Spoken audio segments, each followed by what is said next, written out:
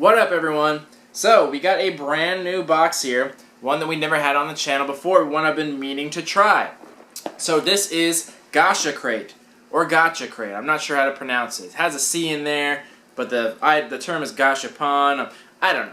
But anyway, we got the crate in here, so basically if you don't know what a Gachapon is, it's basically the Japanese equivalent of like a quarter machine that you would see here in America. So whenever you're at Bonds, those little machines, you know, it takes a quarter or whatever. That's the equivalent of what they have there. So in Japan, it's a much bigger thing. They have all kinds of figures, really nice ones, so it's a much bigger thing there. So this crate is basically just a bunch of that. So they put in some items here from Japan and send it on over. So I thought that's really cool. I have a lot of Gachapon figures, like Dragon Ball Z ones and like Pokemon ones. I have a whole bunch. You can see them in the background here. So I've always been a fan of that, and quarter machines in general I'm a really big fan of, so I thought this crate was perfect. So I got it, so let's take a look at what's in here and see what we got. So something I really like that most Japanese crates don't do, you got a little card in here that says everything that's in there. So it gives the title and a brief description. So one complaint I've always had about like anime crates or any like Japanese or other culture, different language boxes is that they don't come with cards that translate into English. So you end up with a bunch of items that you don't know what the hell they are because you don't have a description. So I'm really glad that they did that. That really helps a lot. And you'll see why, because some of the things in here are kind of odd and I wouldn't know what they were otherwise. So let's start from the top. So this one, and I'll try my best to get the camera to focus on each individual one. Let me just take it out of the package. Probably be a lot easier if I just do that. Basically, this is a breakdancing figure. So let me put it together real quick and show you what I mean. Pretty simple. Here we go. So this is actually a series of figures. They're called breakdance figures. I don't know. I guess this is somewhat popular in Japan, but it's literally just a figure of someone breakdancing. I think it's supposed to be like this. So he's spinning on his head. So yeah, that's what it is. So they're supposed to look like statues. You can't really tell with this one. The one in the picture is a better example. If I can get the camera to focus on it. I don't know how well you can see it. But the one in the picture is a better example because it looks kind of like rusted copper. But it's basically figures that look like statues that are breakdancing. So there's really not much more to say about that. Yeah, it's a cool figure. It's just interesting to see what kind of things are popular in Japan. But you know, this just kind of shows that, like, you know, other cultures, like, some things are going to seem weird to us. I'm sure this is somewhat like, I don't know if it's like supposed to be funny there or if it's actually like a joke from a movie or something like that. It's hard to say like where this came from because this is pretty random. This is a pretty random figure. But either way, that's cool. So you got a breakdance figure. That works. Next, this one also pretty weird. So this is called a deep fried tempura beetle. I'll open up this one too. Basically, it's a beetle that looks like it was deep fried, tempura style. And I'm sure you all know what that means because I'm sure everyone here has had sushi before. So let me put this figure together and I'll show you. It's actually pretty basic. Yeah. So here we go. It literally looks like a beetle that's been deep fried. And apparently this is a whole series because it says deep fried tempura beetle series. And again, there's not much more to say about it. It's just a little figure that's a beetle that's been deep fried. I don't really have much more of an opinion on that. This is just another one of those things where it's like, I'm sure this makes more sense in Japan, but here it's just it's kind of weird. It's a little bit weird. But you know, it's still cool. It's cool to get figures from other cultures. It's still somewhat funny. So, alright. Fried beetle figure. Next. So, the figures from here on out get a little bit more normal, a little bit more my style. This one is a Pokemon figure. This is what I would have expected. So this is just a little tiny Pokemon figure right here. And I'm trying to remember his name.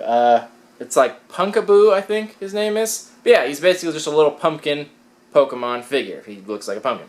Yeah, so this is more what I would have expected. Like, I obviously like Pokemon and things like that. So this is what I would expect from like a Gachapon or a Gacha crate. So I really like this. I wasn't super familiar with this specific Pokemon. Like there's so many these days. There's like what 750. So there's pretty good chances you're gonna get a random one. But still, like this is more what I would expect. So something from Japan that you don't really find here, but it's something that's still recognized by us Americans. So I think that's more along the lines of what I would expect from this box, and that's something I like. I think that's a good choice. Alright, moving on. So this is a little minifigure, and this is from a game that you probably recognize. This is from Persona 4. So I don't know if anyone keeps up with like Evo or anything like that or watches tournaments, but this is a very popular tournament style game.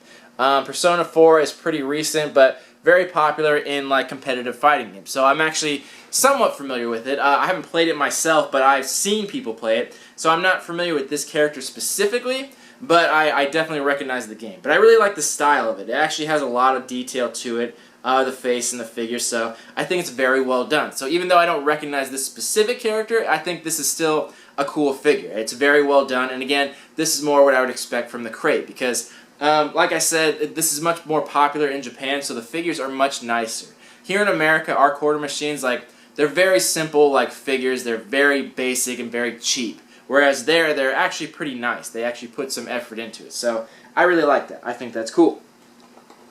And the last figure we got, this is actually from Splatoon. So this is a little keychain of one of the little ink squids. So this is from the current game Splatoon, so obviously Nintendo is Japanese, so that's the relevance of that. But you know, it's very popular here in America too, and a lot of these figures are very collectible. I know the amiibo were somewhat hard to come by, so this keychain is pretty fitting to this case, so I like that. And then we got one more item in here, just some, what looks like some candy. Focus on it. So I kind of like that too, that they add a little piece of food in there, again, just to experience some culture. And I have no idea what this is. Eating any Japanese candy or food is always a gamble, because you don't know what the fuck it is. Like, it's always just has like a character on the front smiling. They look happy on the package, but you really don't know what it is till you try it. So that's what we're going to do right now. Oh, has a little flap here. Oh shit. Coming in hot. So let's see what it is. Oh, that's really good. So it's like chocolate, but it's like strawberry flavored chocolate. That's really good. That's really tasty. I like that. Alright, this one was a win. Luckily it wasn't like fish flavor or something weird like that. So, some strawberry candy. That's cool. I really like that. Alright, let's go back to the box, talk about some value, and give this box a rating. So first, the breakdancing figure. Something like this, just based on the quality of it and the style of it, this would probably cost $3 to $5. And now the values I'm giving is what it would cost to get it here in America. I have no idea what these would cost in Japan. I doubt they're a quarter. I would assume they're more like $1 there, like equivalent to that, but I'm not sure at all. But to get something like this here, probably like $3 to $5, somewhere in between there, because most places, like when you go on eBay, they'll give free shipping because it's very easy to ship things over from Japan to America. It's just not that difficult to do, so it's actually pretty cheap. So, including shipping, you could probably find this online for $3 to $5. You probably have trouble finding it online because I don't believe it's super popular, but around that amount. Next, our little tempura beetle. So right around the same, so $3 to $5. So the quality, much like the breakdancing one, not super high on it. It's sculpted well, but it's not painted super well. It's basically just kind of one color, just like the breakdancing one. So there's not a ton of detail in there, and I wouldn't assume that a lot of people are trying to seek this out per se. So again, $3 to $5 based on the size and the quality of it.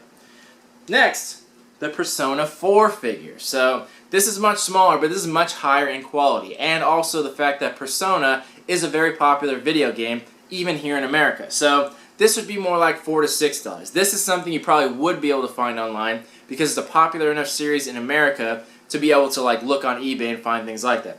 And you'd probably see it for like $4 to $6 around there, including shipping. So around that price.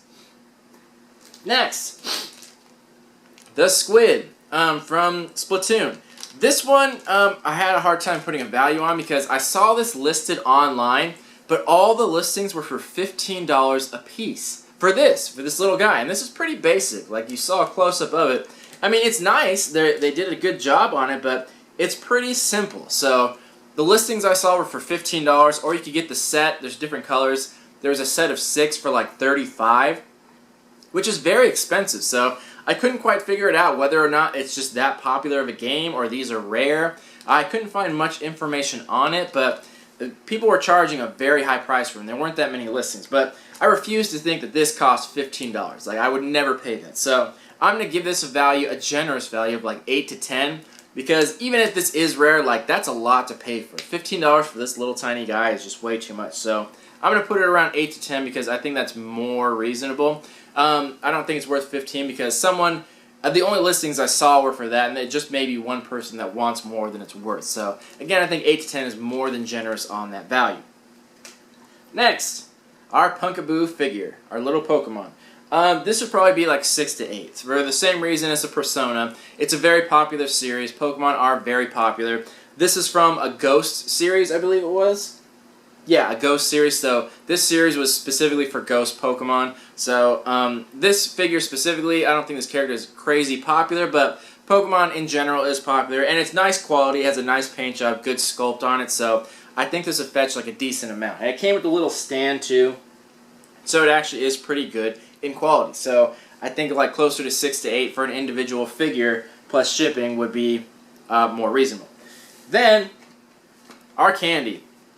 I don't know, like $2 to $3 on this. Again, it's hard to find these things here in America, so it's hard to say, but if you could find this in like an Asian market or something like that, I couldn't imagine it going for much more than like $2 to $3. It's pretty small and pretty basic. They were really good, they were tasty, but probably around $2 to $3 at the most. So that brings our value on the low end, 26, and on the high end, 39. So pretty wide range there. This box costs $26 after shipping, which isn't too bad considering it's all stuff directly from Japan. It's not secondhand stuff that's here in America that they give to us. This is all legitimately things that they got from Japan and shipped it over, which is really cool. So on the low end, you're getting just what you paid for. But honestly, that's to be expected for crates that come overseas. When you're getting them from the UK or from Japan or anywhere like in Europe or Asia or anything like that, you're usually only going to get about what you paid for. But it's usually really nice because you get such variety. You get things that you can't get here in the U.S., or at least that's what you would want. And most of these things you couldn't find here in the U.S., and you'd have a hard time even finding them online. So you got really good variety. If you put some of these on the higher end of the values they gave, you'd be closer to like $35, $40, which is a decent amount, but again, not too much more than you paid for. Nowhere near double, but that's okay. Like foreign crates, you can always expect to not get a high dollar amount just because a lot of it has to do with shipping and getting it over here. So that's just something to expect with the foreign crates. Expect variety, but not high value. So that being said, I'm going to give this a 6 out of 10. You definitely got some new stuff, so if you are into the Gashapon figures in general or just collecting small figures, I think this is definitely for you. But the reason it didn't get higher was because the figures in here were pretty random. Like, some of them were quite random. I don't know if the people selecting it, I don't know if some of them are just really popular in Japan, like the Beetle and the breakdance figure. I don't know if it's something very popular there, so they tried to share with us, or I don't know if they're just like totally random figures that they just popped in there. So that's what I'm not totally sure about. So I don't think everyone would love every single figure. But some of them were quite relevant and popular series here in America, so it's somewhat liked. So again, not for everyone, but I think if you're interested in this specifically, you would enjoy it. But again, not high on value or anything like that, so I think a 6 out of 10 is fair. But let me know what you guys thought about it, about these figures, and whether I should keep this box around. So it'll be around at least one more month, so we'll see what that has in it and then decide from there. Anyway, this has been Gacha Crate, 6 out of 10. Let me know what you guys thought. See you on the next video. Love you all. Peace.